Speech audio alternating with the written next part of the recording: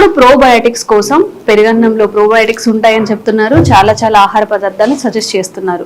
మరి ఇంతకు ముందంటే వేరు, అందరూ పొట్టు ధాన్యాలతో ఉండేవి తిన్నారు కాబట్టి ఆ రైస్ ని మార్నింగ్ కి ప్రోబయోటిక్స్ గా తినడానికో లేకపోతే చాలా పోషక విలువలు ఉంటాయి అంటుంటారు. మరి ఇప్పుడున్న రైస్ లో అంత పోషక విలువలు ఉన్నాయా? మనం ఏదైతే ఎక్స్పెక్ట్ చేసి తింటున్నామో ఆ పోషకాలన్నీ మన శరీరానికి లభిస్తున్నాయా లేదా? ఈ విషయం తెలుసుకుందాం. ప్రస్తుతం అంతా ఉన్నారు ఆయుర్వేదిక్ జనరల్ ఫిజిషియన్ చల్మల శ్రీనివాసరావు గారు. నమస్తే సార్. ఎలా ఉన్నారు సార్? చాలా బాగున్నాము సార్. ఫుడ్ విషయంలో చాలా అపోహలు. రైస్ తినచ్చు అని కొన్ని వీడియోస్ చెప్తున్నాయి. వీడియోస్ కాదు, కొంతమంది డాక్టర్ సజెస్ట్ చేస్తున్నారు రైస్ అవాయిడ్ చేయండి అని చెప్తున్నారు. అండ్ దట్టు అసలు నిన్న వండుకున్న రైస్ లో ఇప్పటికి తింటే చాలా కార్బోహైడ్రేట్స్ లెవెల్స్ ఎక్కువ ఉంటాయని చెప్తుంటారు. అసలు ఏంటి పెరుగన్నం సీక్రెట్ ఏంటి? పెరుగన్నం అనే కాదు, మీరు ఏ ఫుడ్ తీసుకున్నా కానీ కొన్ని దానికి ఉండే బెనిఫిట్స్ డాక్టర్ కలిసినప్పుడు కొంతమందిని తీసుకోమంటాము, కొంతమందికి అదే విరుద్ధంగా పనిచేస్తుంది కాబట్టి అవాయిడ్ చేయమంటాం. కమింగ్ టు ఆయుర్వేదం వచ్చేసరికి ఏంటంటే మాది ఏదైనా కానీ వాత పైత్య కఫాల మీద బేస్డ్ ఉంటుంది. అంటే మీకు మంచి ఫుడ్ అని చెప్పిన వాళ్ళకి పక్కన ఉన్న వాళ్ళకి అది కరెక్ట్ కాదు అని వాళ్ళ తత్వం మీద డిపెండ్ అయి ఉంటుంది. ఎందుకంటే ఫర్ ఎగ్జాంపుల్ లే లాంగ్వేజ్ చెప్పాలంటే స్వీట్స్ అనేవి మధుర రసం అంటాం, అంటే మధురాంలో లవణ కట్టు తిక్త కషాయ, ఇవి షడ్ రుచిస్ అంటాం. మనం అన్ని టేస్ట్లు చేయాలి అంటాం. మన కల్చర్ లో కూడా ఏంటంటే అన్ని టేస్ట్లు షడ్ రుచిపేతమైన ఫుడ్ తిన్నామంటాం. మరి ఇప్పుడు మధురం మిమ్మల్ని తినమని చెప్పి పక్కన డయాబెటిక్ పేషెంట్ వచ్చింటే అతన్ని కూడా నేను ఎరువులు అని చెప్పలేను. సో ఇది మన బాడీ తత్వము, మనకు ఉండే వ్యాధులు, మన లైఫ్ స్టైల్ మీద కూడా డిపెండ్ అయి ఉంటుంది. And coming to the rice అనేది ఎస్ అంటే చాలా అపోహలు ఉంటుంది. ఫస్ట్ డయాబెటిక్ అని తెలియగానే అంటే ఆ కేసులోనే సొంతంగానే రైస్ మానేయడం మానేస్తారు. చూడండి, అంటే షుగర్ వచ్చింది అనగానే డాక్టర్ చెప్పకముందే అంటే అప్పటి వరకు అది అమృతం లాగా మనం తీసుకునే ఫుడ్ ని వెంటనే మూమెంట్ షుగర్ తినగానే ఆపేస్తుంటాం. అంటే అది నిజంగా చెప్పాలంటే మన హిందూ కల్చర్, మన ఇండియన్ లో ఏంటంటే మనము అంతకు ముందు మనం చూస్తుంటే మన ఫుడ్ అనేది చూస్తుంటాం. కొర్రలు, సామలు ఇలాంటివి కూడా తినేవాళ్ళు, పశువులకు పెట్టేవాళ్ళు, మన వాళ్ళు తినేవాళ్ళు, గోధుమలు ఇవన్నీ కూడా తినేవాళ్ళం. బట్ ఒక బ్రిటిష్ పీరియడ్ లో వచ్చేసరికి మనము ఈ వైట్ పాలిష్డ్ రైస్ కి అలవాటు పడి వాళ్ళకి ఉంది, అది మనకి అలవాటు చేశారు. మనం చూసుకుంటే అది దాని మీద ఇప్పుడు మన జెనెటిక్స్ అన్ని దాని మీద నడుస్తుంది. సడన్ గా ఇప్పుడు మీరు మానేయగానే ఏదో పెద్ద చేంజెస్ జరగవు. కమింగ్ టు ఏంటంటే ఎస్ కార్బోహైడ్రేట్స్ అనేవి అందరికీ అదేదో భూతం లాగా కాదు. కార్బోహైడ్రేట్స్ మన శరీరానికి లేకపోతే మనకి ఎనర్జీ ఉండదు. మరి మనకు తెలిసి కార్బోహైడ్రేట్స్ ఎక్కడి నుంచి వస్తాయి? ఈజీగా దొరికే మనకి వరి, అన్నము వీటి నుంచే వస్తుంది. అయితే ఇక్కడ ఏంటంటే ఈ రైస్ అనేది ఎస్ కార్బోహైడ్రేట్స్ ఎవరికి చాలా అంటే లేజీగా ఉండి ఫిజికల్ యాక్టివిటీ లేకుండా అస్సలు అంటే ఓన్లీ ఇంటేక్ మాత్రమే ఉంటుంది, ఫిజికల్ యాక్టివిటీ లేని వాళ్ళలో రైస్ అనేది డెఫినెట్లీ అది ఏం చేస్తుంది, ఈ కార్బోహైడ్రేట్స్ ఫ్యాట్ గా టర్న్ అవుతుంటాయి. అంటే బాడీలో అక్యుములేషన్ పెంచి ఫ్యాట్ సెల్స్ గా టర్న్ అవుతుంటాయి. కాబట్టి వాళ్ళని కొంచెం లైట్ డైట్ గా తీసుకోండి అంటాం. మరి అట్ ద సేమ్ టైం మనం చూస్తే మన ఇండియన్, మనం ఎస్పెషల్లీ సౌత్ ఇండియన్స్ రైస్ తినకపోతే మనకి అది ఫుడ్ కానీ కదా తిన్న కంప్లీట్ అవ్వదు. అంటే మేబీ ఏదో కొన్ని రోజులు చేసామంటారు కానీ అది సంపూర్ణంగా రైస్ ఎంతో కొంత రైస్ తీసుకుంటేనే మనకి తృప్తిగా అంటే ఫుల్ఫిల్ అయి ఉంటుంది. సో దీన్ని మనము కన్సిడర్ చేయాలంటే అది మానసికమా లేకపోతే మనకు అలవాట అన్నప్పుడు మనం ఎందుకంటే ఫుడ్ ని ఎంజాయ్ చేస్తూ తినకపోతే అది బాడీకి పట్టదు. అంటే నేను ఇది తినను కానీ ఇష్టం ఉన్నా లేకపోయినా వేరే తింటున్నారంటే అది బాడీకి పట్టదు. కొన్ని కండిషన్స్ ఉంటాయి, డిసీజ్ కండిషన్స్ లో పథ్యం అంటాం. పథ్యం అంటే మొత్తం లైఫ్ టైం మానేమని కాదు, ఆ వ్యాధి మళ్ళీ బాడీ నార్మల్ స్టేజ్కి వచ్చే వరకు అవాయిడ్ చేయమంటాం.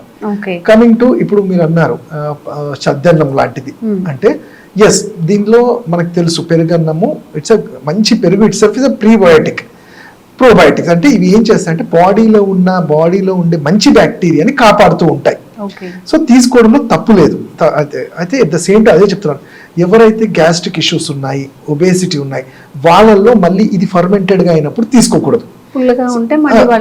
గ్యాస్ట్రిక్ ఇరిటేషన్స్ వస్తాయి, గ్యాసెస్ అంటే ఆ లేయర్స్ అన్ని దెబ్బతింటాయి, మ్యూకోజల్ లేయర్స్ తింటాయి కాబట్టి వాళ్ళకి అవాయిడ్ చేయమంటాం. మామూలుగా నార్మల్ గా హెల్తీ ఉన్న వాళ్ళకి మంచి హెల్త్ మెయింటైన్ చేసుకోవాలంటే నిజంగా చద్దన్నం అనేది చాలా బెటర్. అలానే మనం అది ఒకటే కాదు చద్దన్నం, మీరు మనకి న్యాచురల్ గా ఫాస్ఫరస్, జింక్ ఇవన్నీ కావాలి, సల్ఫర్ కావాలి అంటే మనకి ఏం చేస్తాము, మజ్జిగ బాగా చిలికిన మజ్జిగలో ఆనియన్స్ ని కట్ చేసి దాన్ని రైతా అని ఉంటాం మనం. అది ఎందుకు స్టార్ట్ చేశారో కానీ మరి దాంట్లో ఉండే అంటే ఈ రెండు కాంబినేషన్ మజ్జిగ అండ్ ఆనియన్ కలిసినప్పుడు మంచి సల్ఫర్, అది బాడీకి సల్ఫర్ ని కానీ ఫాస్ఫరస్ మంచిగా యూజ్ అవుతుంది. అది కూడా మంచి ప్రీబయోటిక్ లాగా పనిచేస్తుంది. అండ్ మనం చూసుకుంటే ఈవెన్ జామ పండు ఫ్రూట్స్ లలో కూడా మనం ఏం చేస్తామంటే ఫ్రూట్స్ అనేసరికి ఏదో స్వీట్ గా ఉంటాయి అది లేకపోతే వాడొద్దు షుగర్ పేషెంట్ అట్లా ఏం లేదు, వాళ్ళు కూడా లిమిటెడ్ గా తీసుకోవచ్చు. మనం Okay. జ్యూసెస్ ఫామ్ కన్నా డైరెక్ట్ ఫ్రూట్ తీసుకోవడం వల్ల గట్ అనేది చాలా మంచిది. అండ్ మనం ఏ వ్యాధి గురించి మాట్లాడినా, ప్రీబయోటిక్స్ ప్రోబయోటిక్స్ దేని గురించి మాట్లాడినా gut health is important. Gut health మంచిగా ఉంటే అన్ని రోగాలు ఈజీగా తగ్గుతాయి. ఒక రోగం రాదు, వచ్చినా ఈజీగా తగ్గుతాయి. ఓకే, సో ఇలాంటి జాగ్రత్తలు తీసుకుంటూ Yes. ఉండాలి.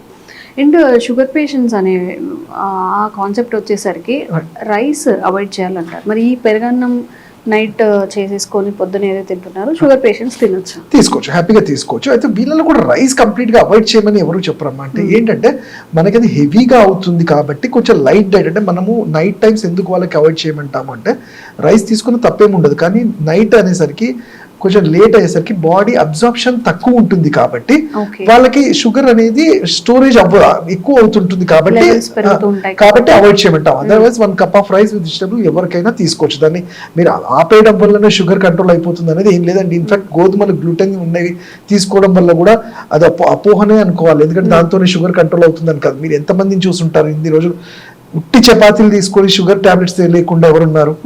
రెండూ చేస్తున్నారు. సో దాని బదులు మితంగా ఏవైనా కానీ తీసుకుంటూ ఆ చెప్పిన ప్రకారం టైం ప్రకారం తీసుకుంటే అన్ని మంచిగానే ఉంటాయి. ఓకే, సో అయితే ఈ చద్దన్నం అనేది ఏంటంటే దాంట్లో అంటే ఇంతకు ముందు ఏంటంటే మన లైఫ్ స్టైల్ కొంచెం డిఫరెంట్ గా ఉండేది.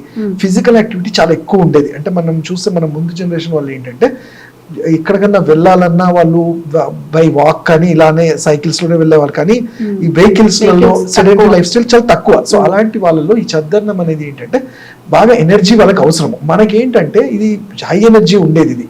సో అంత ఎనర్జీ మనము ఈ ఫిజికల్ యాక్టివిటీస్ అస్సలు లేకుండా తీసుకోవడం వల్ల అక్యుములేషన్ అవుతుంది బాడీ కంటే. అది ఏంటంటే మనం చెప్తాం కదా, కఫాన్ని పెంచే తత్వం, అంటే మనల్ని ఇంకొంచెం మందత్వాన్ని చేసేది. సెడెంటరీ లైఫ్ స్టైల్ వాళ్ళకి నిజంగా చెప్పాలి అది సూట్ అవ్వదు. కానీ ఎవరైతే మోడరేట్ ఎక్సర్సైజెస్ చేసుకుంటూ బాడీ అంటే టైంకి ఫుడ్ తీసుకునే వాళ్ళకి డెఫినెట్లీ చద్దన్నము చాలా మంచిది అది. ఓకే. అండ్ ఎలా తీసుకోవాలి సార్? అంటే చాలా మంది చాలా చెప్తున్నారు దాన్ని ఆనియన్స్ తో కలపాలని, డెఫినెట్లీ ఆనియన్స్ అనేది ఎప్పుడైతే వీటితో పాలు కానీ మజ్జిగతో కడిగినప్పుడు ఏంటంటే మనకి దాంట్లో ఫాస్ఫరస్ సల్ఫర్ అది మిక్స్ అయిన ఆ కాంబినేషన్ ఉంటుంది కాబట్టి సల్ఫర్ అనేది ఎందుకు మన బాడీకి హీలింగ్ లో హెల్ప్ అవుతుంది. అంటే మన బాడీలో స్టిఫ్నెస్ కానీ ఏదైనా ప్రాబ్లం ఉన్నా కానీ ఆ హీలింగ్ లో హెల్ప్ అవుతుంటుంది. మనం చద్దన్నం జనరల్ గా కూడా వాటర్ లో పెట్టేసి మార్నింగ్ టైంలో కొంచెం సాల్ట్ కావాలంటే సాల్ట్ వేసేసుకొని దాని కాంబినేషన్ తీసుకోవచ్చు. కాకపోతే మీరు చూస్తే సినిమాల్లో కానీ మనం చూస్తుంటే దాన్ని ఒక ఊరగాయ అంటాం, అంటే మనం పికిల్స్ తో కానీ వీటితో తీసుకుంటాము. బట్ జనరల్ గా ఇప్పుడున్న స్టడీస్ కానీ ఇప్పుడున్న అవేర్నెస్ ఏంటంటే ఈ పచ్చళ్ళు ఇవి తీసుకుంటే, పచ్చడి తీసుకోవడం ప్రాబ్లం లేదు, కానీ దాని ప్రిపరేషన్ ఆ ఆయిల్ ని ఏమవుతుందంటే 1 year అంతా అదే ఆయిల్ ఉండడం వల్ల అది కొన్నిసార్లు ప్రాబ్లమేటిక్ క్రియేట్ అవుతుంది. కాబట్టి పికిల్స్ అవాయిడ్ చేయడం అంటాం దీంతో పాటు. దాని వల్ల షుగర్ లెవెల్స్ పెరిగే అవకాశం. షుగర్ లెవెల్స్ అని కాదు, బాడీ జనరల్ గా ఇప్పుడు ఆయిల్ ని రిపీటెడ్ గా అంత పాత ఆయిల్ ని యూజ్ చేయటం వల్ల బాడీలో ఈ సెల్స్ అనేవి దెబ్బతిని, అంటే చూస్తుంటాం కదా క్యాన్సరస్ సెల్స్ అనేవి ఎందుకు వస్తుంటాయి, ఆయిల్ ని రిపీటెడ్ గా యూజ్ చేయటం వల్ల ఉంటుంది. ఇక్కడ దాన్ని బాయిల్ చేయకపోయినా ఆ ఆయిల్ అన్ని రోజులు నిల్వ ఉండడం వల్ల అది కార్సినోజెనిక్ గా ఉంటుంది. కాబట్టి అలాంటివి అవాయిడ్ చేయమంటాం. అంటే ఇప్పుడు మీరు అనొచ్చు బయట దొరికే ఆయిల్ ని ఒక 10 times వాడు యూజ్ చేసి బజ్జీలు కానీ ఇస్తాడు. సో దాంట్లో ఎవరెవరు తీసుకోవాల్సారంటే అది ఎవరికి కరెక్ట్ కాదు. సో అలానే అవి కూడా ఏంటంటే కొంచెం హెల్త్ కాన్షియస్ ఉన్నాము, ఇప్పుడు జరుగుతున్న స్టడీస్ కూడా మనకు తెలుస్తున్నాయి కాబట్టి అది ఎవరినైనా అవాయిడ్ చేయమంటాం. అంటే మీరు పచ్చళ్ళు పెట్టుకోండి, కాకపోతే కొంచెం షార్ట్ టర్మ్ కోసం పెట్టుకొని we can use that. 6 months or 3 months 6 months లేదంటే రోటి పచ్చళ్ళు ఉంటాయి ఇలాంటివి. అంతేగాని ఇప్పుడు మన ఇమ్యూనిటీ ఇంతకు ముందులాగా లేదు కాబట్టి వీటి మీద మనం కాన్సన్ట్రేట్ చేయాల్సి వస్తుంది, దీని వల్ల ఏదవుతుంది అనేది. అలా. Okay, thank you sir. Right.